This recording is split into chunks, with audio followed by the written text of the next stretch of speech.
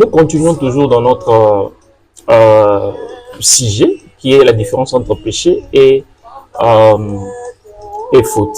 Et directement, vous comprenez qu'avec la sagesse, vous comprenez déjà de quoi il s'agit quand on parle de péché et quand on parle de la faute. Mais on peut avoir des comportements qui soient faute et en même temps péché.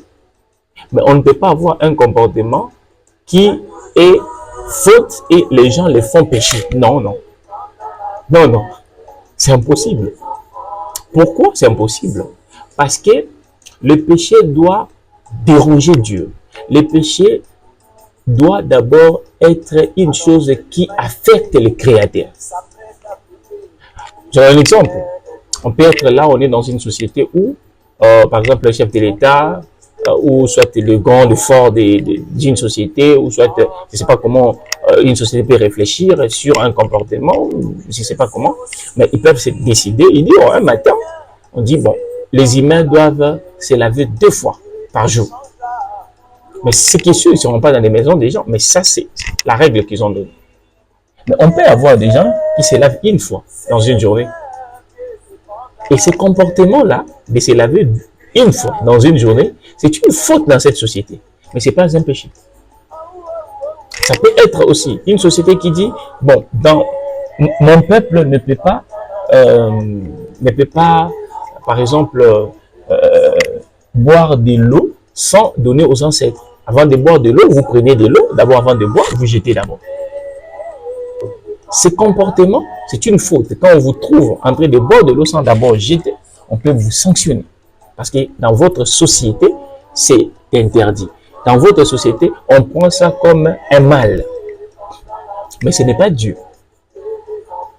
Voilà pourquoi il faut que nous puissions faire la part des choses entre une faute qui est une faute péché et une faute qui est une faute d'un comportement interdit par la société. Je pense qu'on se comprend là. Alors, on continue. Les péchés, c'est ce qui affecte l'intérêt, l'avantage, l'amour et la pensée de Dieu. Donc, quand vous faites des choses qui partent dans le sens que je viens de dire, vous avez péché. Mais quand vous faites une chose qui blesse peut-être une règle établie par la société ou par un groupe, vous ne péchez pas. J'aimerais qu'on se comprenne. Vous ne péchez pas. Ce n'est pas un péché. Et ce comportement, on peut vous sanctionner. On peut même, la société peut même dire, si tu fais ce comportement, on va te lapider, on te tue. Et même si on te tue, avec ces comportements-là, Dieu peut t'amener, tu peux aller au ciel. Parce que tu ne l'as pas blessé, tu ne l'as pas affecté. Voilà pourquoi nous devons éviter de se substituer en Dieu. Les comportements qui n'est pas interdit par Dieu, on doit être clair pour dire que ce n'est pas un péché. Tu peux peut-être être un pasteur dans ton église, selon ta manière de réfléchir, tu penses que la femme, si elle porte le pantalon, ça te gêne. Pour toi, porter le pantalon, c'est pas bien, ça sonne pas bien dans tes yeux. Non, ça te fait pas du bien. Et tu te permets de dire à l'église, en cherchant des passages bibliques mal interprétés, pour amener à appuyer ton avis. Ça, c'est pas un péché. Même si tu cherches des passages bibliques, tant que Dieu n'approuve pas ce comportement comme une blessure pour lui, une blessure dans sa personne, ce que tu fais n'est pas un péché. D'ailleurs, c'est toi qui commences à pécher. Parce que tu commences à faire dire à Dieu ce qu'il n'a pas dit. Voilà pourquoi être un homme de Dieu, il faut faire très attention. Être homme de Dieu, cela ne veut pas dire être Dieu. Voilà pourquoi vous devez, surtout quand vous êtes un homme de Dieu, faites un effort de beaucoup être connecté à Dieu pour faire des choses dans la volonté de Dieu et non pas dans votre volonté. Parce que vous serez sanctionné. On peut jouer avec ses habits, on peut jouer avec sa voiture, on peut jouer avec ses enfants à la maison, mais on ne joue pas avec Dieu. Voilà pourquoi il faut faire attention d'entrer dans le domaine de Dieu. Ceux qui ont fait le droit le savent qu'il y a des Les compétences sont d'attribution. Il y a des compétences propres, par exemple aux magistrats, compétences propres aux médecins, compétences propres à telle catégorie de personnes. Et lorsque vous entrez dans une compétence qui n'est pas la vôtre, on vous sanctionne. Voilà pourquoi il faut faire attention. Il faut faire très attention quand vous parlez de péché. Rassurez-vous que c'est ce que Dieu aussi interdit. Et non pas vous vous interdisez. Je pense qu'on se comprend jusqu'à là. Alors, le péché étant quelque chose qui blesse à Dieu, comme les gens qui ont fait le droit le savent, avec le principe qu'on dit « nous le crimen, nous la pourri nasi nélégué », c'est la même pensée que Dieu applique. Quand on dit « nous le crimen, nous la pourri nasi nélégué », ça veut dire le comportement ne peut pas être sanctionné sans que la loi le dise. Donc tu ne peux pas te réveiller un matin, comme on voit aujourd'hui, les OPJ peuvent se réveiller un matin, ils te trouvent avec une fille la nuit, au coin, ils te disent ouais, je t'arrête. Pourquoi? Tu m'arrêtes.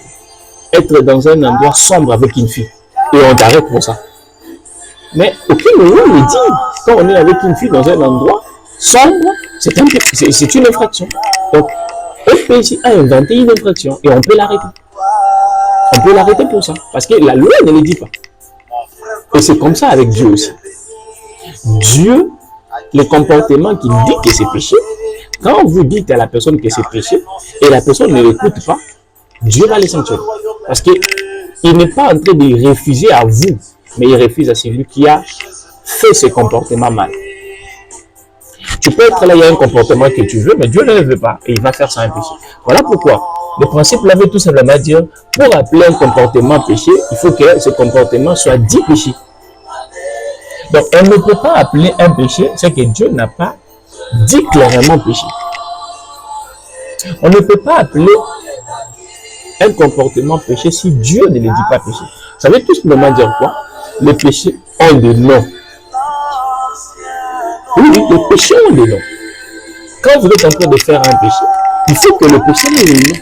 Si le péché n'a pas un nom, ce n'est pas un péché parce que tout le péché, Dieu l'a nommé. Quand tu couches avec une femme d'autrui, on dit adultère. Dieu donne le nom au péché. Quand tu prends la chose qui appartient à autrui, c'est ça le comportement. Le comportement, c'est prendre la chose d'autrui. Dieu appelle ça vol. Et il condamne ça. Et les lois du monde aussi condamnent. C'est pas un problème. C'est pas un problème.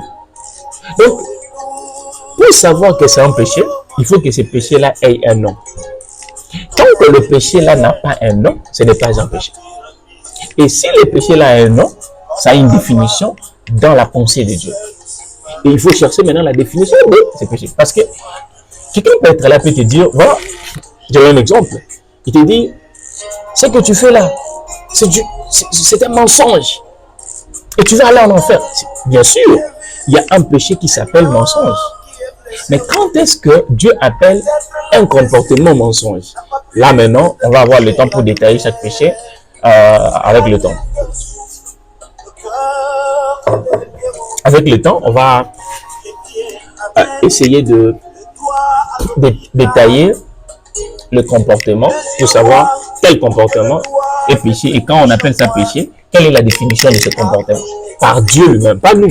Ce n'est pas à moi de définir un comportement que Dieu a défini un péché.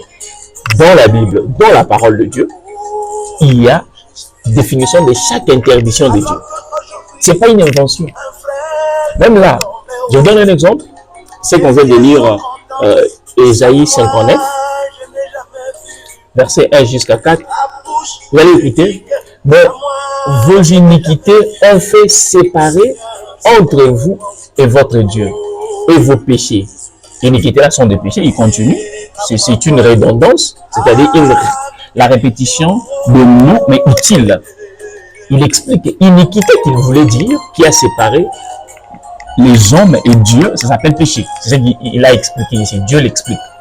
Et il continue. On fait qu'il a caché de vous sa face, pour ne pas écouter. Car vos mains sont souillées de sang. Directement, Dieu est en train de dire quel est le péché qu'il a reproché à ses peuples. Le sang. C'est-à-dire, il y avait des meurtres.